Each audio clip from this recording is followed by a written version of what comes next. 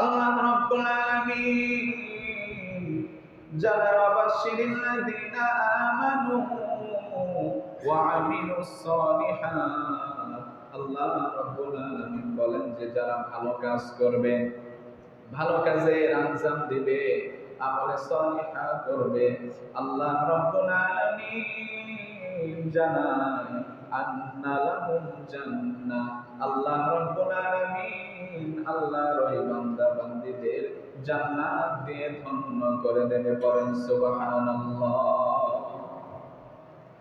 আমরা সকলেই যদি জান্নাত পেতে চাই, আমাদের অবশ্যই ভালো কাজ করতে হবে, আমলে সালিহা করতে হবে, ভালো কাজের ইন্তজাম দিতে হবে।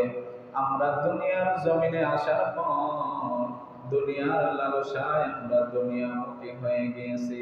আমরা শুধু দুনিয়ার পেছনেই ছুটতেছি।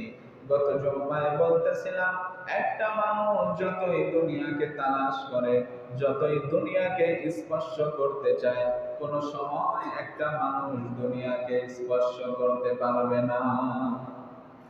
মানুষদের সম্পদ যত বেশি হবে, মানুষের চাহিদাগুলো তত বেশি হয়ে যায়। আল্লাহ রাব্বুল আলামিন বলেন যে আল্লাহকুমুত তাকাসুর, মানুষদের এই যে চাহিদা, দুনিয়ার এই লালসায় পড়ে মানুষগুলো গাফিল হয়ে যায়।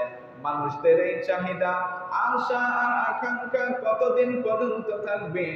হাত্তা যুরতুমুল মাকাবির, মানুষগুলো কবরে যাওয়ার পর্যন্ত মানুষদের এই চাহিদা, আশা, আকাঙ্ক্ষা কোন সময় শেষ হবে না।